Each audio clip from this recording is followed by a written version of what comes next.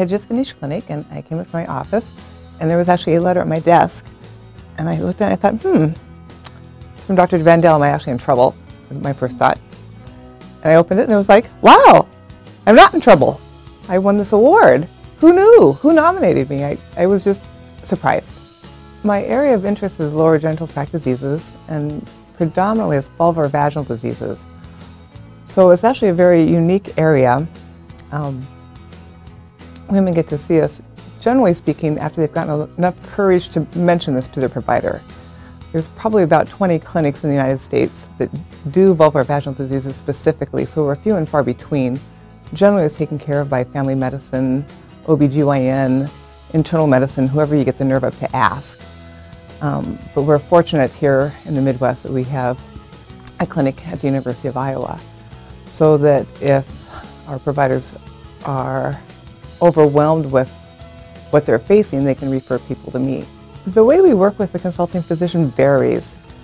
Sometimes patients will be referred to us and then stick with us, and other times they will be referred to us and we are able to outline our recommendations and refer them back, and we're one and done.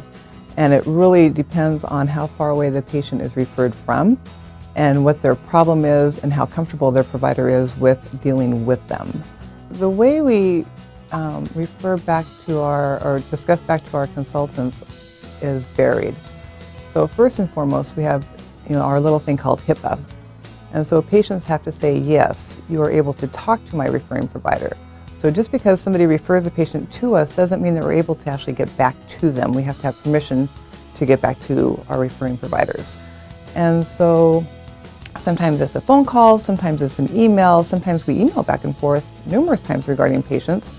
Sometimes it will be a specific letter, and sometimes it will be just the clinic note with the note and the plan outlined in that fashion. We are very fortunate that we have a great team here at the University of Iowa. This was set up by Dr. Golask prior to my coming here, and in fact I apprenticed with him when I first came and before he retired, and that was a wonderful experience.